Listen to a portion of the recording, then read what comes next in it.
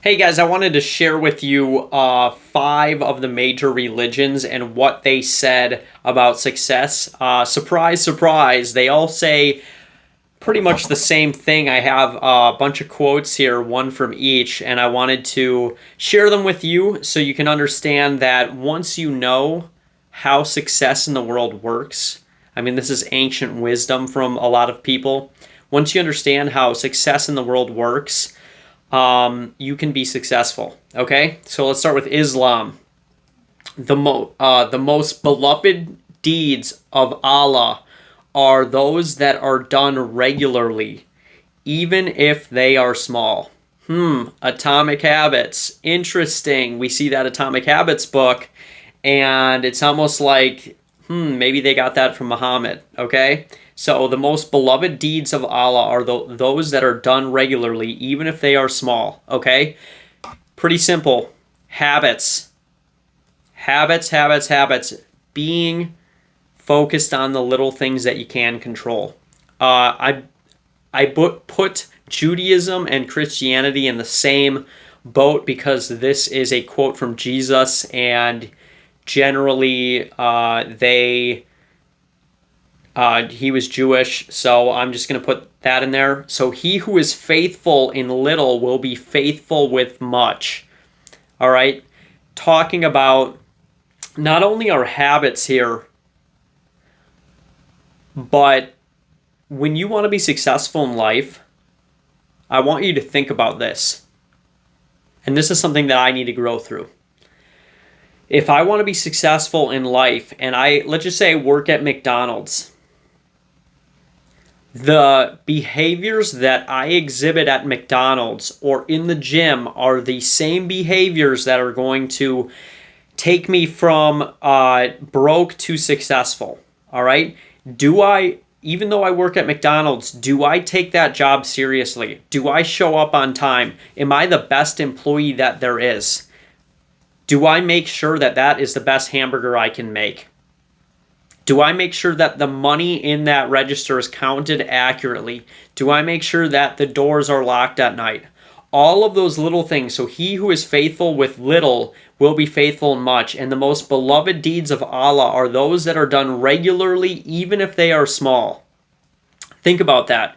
It's talking about these little things that we can control.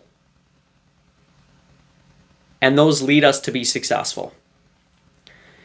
Buddhism here, little by little, a person becomes filled with good as a water jar is filled with drops of water. Now let's combine that with the first two, okay? Jesus talking about he who's faithful with little, Muhammad talking about the most beloved deeds of Allah are those that are done regularly, and a regular deed is usually a small one, even if they are small here.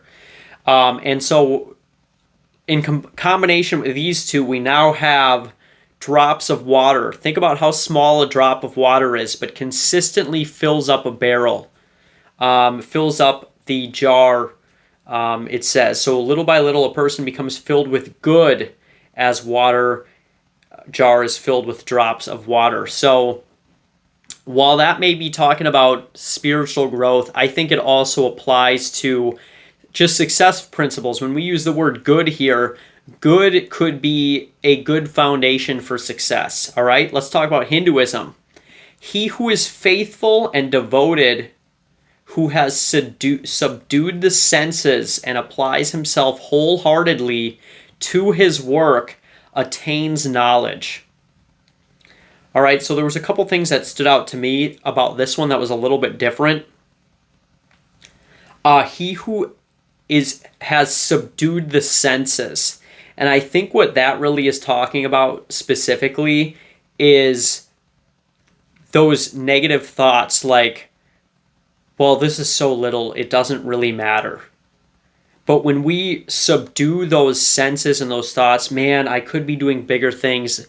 All of those things, when we devote ourselves wholeheartedly to the work we're doing by subduing our senses and stop overthinking about what is happening around us, you attain knowledge. And what I would also argue is when you attain knowledge, you attain confidence, and you know how the world works. And once you have knowledge inside of you, it's like night and day difference. See, successful people, when you say to a successful person, if I took away all your money, could you start over and do it again? They generally say yes, because what did they get? They attained knowledge. They attained knowledge. And that knowledge is what translates to their success. So by being wholeheartedly devoted to our work and subduing the negative thoughts, we can attain the knowledge necessary for success, which then leads us back to the first three that I talked about. It's all about those little things. All right, so now we got the Tao Te Ching. This one is slightly different, but it's in the same gist. Deal with the difficult while it is easy. Handle the great while it is still small. All right, so deal with the difficult while it is easy. Handle the great while it is still small. And I think that's just breaking down to, in conjunction with the rest of the things, perfecting the little areas of our life helps us to handle the great things. Once again, I'm going to bring up Tom Brady here and Bill Belichick, because I've been reading The Art of Winning. And Bill Belichick is talking about the same thing. So he talks about, I get rid of all of the distractions, and we perfect every single thing we're going to do in practice on a daily basis, so that when the big game comes, it's nothing more than something that we've practiced over and over and over and over again. So I want to relate that Tao Te Ching quote to what Bill Belichick is saying. Okay? Deal with the Super Bowl while it is still practice. Handle the Super Bowl while it is still small. Okay? So that Super Bowl appearance is just things that in practice it's easy and it's small, and you're handling how to be able to do that in practice. So those are some things that I found interesting about all the world religions. I think that whether you subscribe to one or none of these, I think that there is wisdom involved in a lot of these places.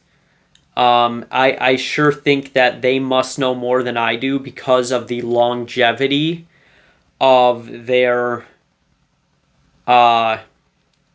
words.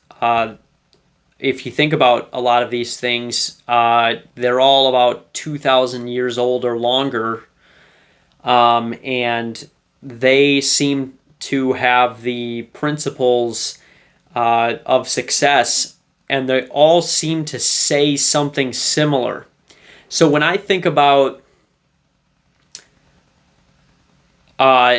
something that is true, I look for patterns. So if one of these religions said that you should go big or go home, don't worry about the little things, I would be a little bit more skeptical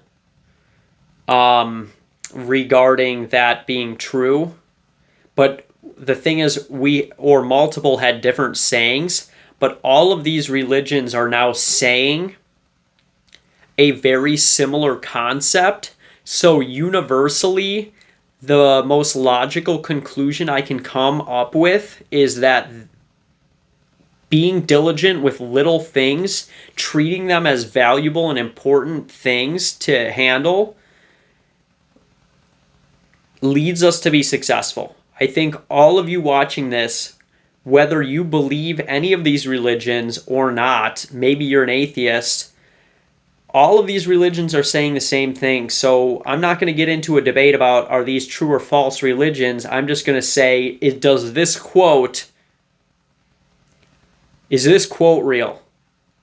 And I think that given the longevity of all of these quotes and how they all are somewhat tied together by a thin thread, I can determine that this concept is all true and can apply to you in your life. So have a wonderful day, guys. If you found this interesting, put it in the comments. Share this video with somebody else. If you really found value in this, one of the best ways to connect with one of your friends is by sharing something new that you learned and helping them to rise up to a new level. Have a wonderful day, guys.